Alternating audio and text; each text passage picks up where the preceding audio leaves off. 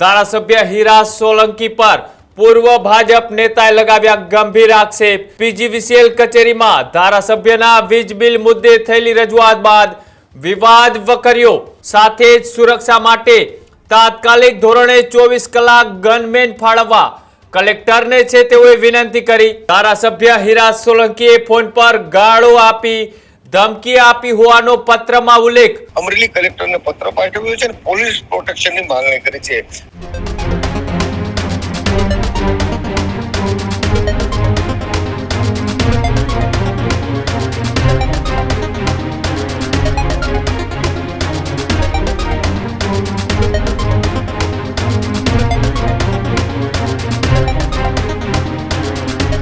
બુલેટિનની શરૂઆત કરીએ મહત્વપૂર્ણ સમાચારથી। તો અમરેલીના પૂર્વ ભાજપ પ્રમુખ યોગેશ બારૈયાએ કલેક્ટર પાસે માંગી પોલીસ સુરક્ષા।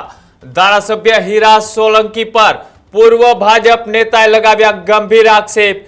પીજીવીસીએલ કચેરીમાં ધારાસભ્યના વીજ બિલ મુદ્દે થયેલી રજૂઆત બાદ વિવાદ વકર્યો। ધારાસભ્ય હીરા સોલંકીએ ફોન પર ગાળો આપી ધમકી આપી હોવાનો પત્રમાં ઉલ્લેખ। વર્ષ 2015માં પણ મારા પર જીવલેણ હુમલો થયો હતો, આવી વાત એ પત્રની અંદર યોગેશ બારૈયાએ કરી। સાથે જ મુંબઈથી આવેલા 20 જેટલા અજાણ્યા શખ્સોને લઈ પણ તપાસની છે તે માંગ કરવામાં આવી। મારા કે મારા પરિવાર પર હુમલો થશે તો જવાબદારી ધારાસભ્યની રહેશે, આવી વાત પત્રમાં યોગેશ બારૈયાએ જણાવી। સાથે જ સુરક્ષા માટે તાત્કાલિક ધોરણે 24 કલાક ગનમેન ફાળવવા કલેક્ટરને છે તેઓએ વિનંતી કરી। સાથે જાફરાબાદમાં ધારાસભ્ય અને પૂર્વ ઉપપ્રમુખ વચ્ચેના જંગથી અમરેલી જિલ્લાનું રાજકારણ છે તે ગરમાયું છે।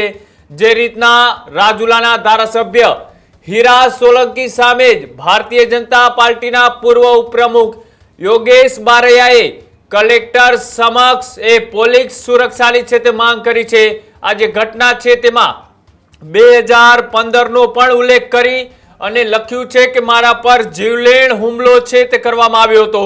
સાથે જ જે રીતના મુંબઈથી 20 જેટલા જીવલેણ હુમલો કરવા માટે અને અલગ અલગ જ રીતના મને દબાવવાનો પ્રયત્ન છે તે કરવામાં આવ્યો હતો અને તેની સાથે સાથે 20 અજાણ્યા શખ્સો સામે પણ તપાસની માંગ છે તે કરવામાં આવી છે।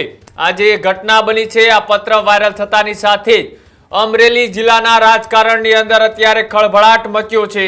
આજે આખી ઘટના છે તેમાં હીરા સોલંકીનો પણ પ્રતિક્રિયા લેવાનો અમે પ્રયત્ન કર્યો, પણ હાલ તેઓનો ફોન સ્વિચ ઓફ છે। તો સામે યોગેશ બારૈયાનો પણ સંપર્ક કર્યો તો તેઓએ ફોન રિસીવ નથી કર્યો। આજે આખી ઘટના છે તેને લઈ હજુ કેટલાક મોટા ખુલાસાઓ થઈ શકે તેવી ચર્ચા અમરેલી જિલ્લા પંથકની અંદર થઈ રહી છે। વધારે માહિતી માટે મારી સાથે અમારા સંવાદદાતા નવસાદ કાદરી જોડાયેલા છે।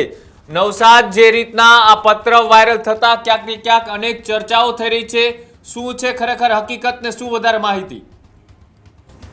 અમરેલી જિલ્લામાં છેલ્લા ઘણા સમયથી ભાજપમાં જ આંતરકલહ હોય તેવું સ્પષ્ટપણે જોવા મળી રહ્યું છે। તો એની વાત કરી તો અમરેલી જિલ્લાની સૌથી મહત્વની ને વધુ હોટ ગણાતી કોઈ બેઠક હોય તો તે રાજુલા જાફરાબાદ વિધાનસભા બેઠક છે, પરંતુ ભાજપ સામે જ ભાજપના આક્ષેપ પ્રત્યાક્ષેપોના દોરો અનેકવાર જોવા મળ્યા છે। ત્યારે વધુ એકવાર એક કલેક્ટરને અરજી થવાની વિગતો અત્યારે જાહેર થઈ છે। તેમાં અરજદાર યોગેશ ઝીણાભાઈ બારૈયા છે, જે ભાજપના જ જિલ્લાના ઉપપ્રમુખ છે।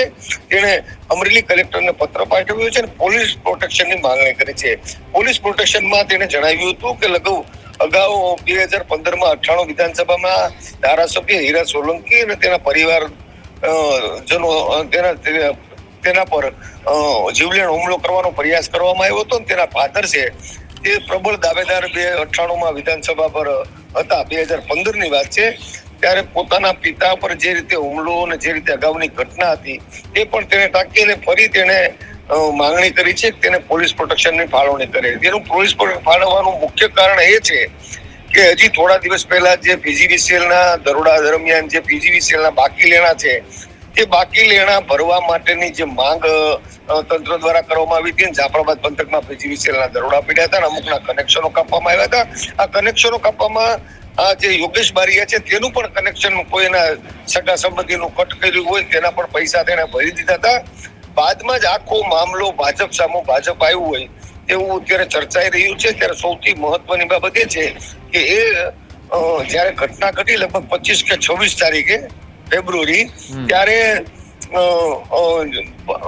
રાજુલાના જે ધારાસભ્ય છે હીરા સોલંકી, તેના વિરુદ્ધ સોશિયલ મીડિયામાં એક પોસ્ટ યોગેશ બારીએ મૂકેલી હતી. તેમાં તેણે જણાવ્યું હતું કે પીજીવીસીએલ તંત્ર દ્વારા ઉઘરાણા કરવામાં આવે છે અને કડક ઉઘરાણી કરે છે, પરંતુ ધારાસભ્ય હીરા સોલંકી પાસે 87,000 જેવું લેણું બાકી હોય જે ચૂકવાતું નથી.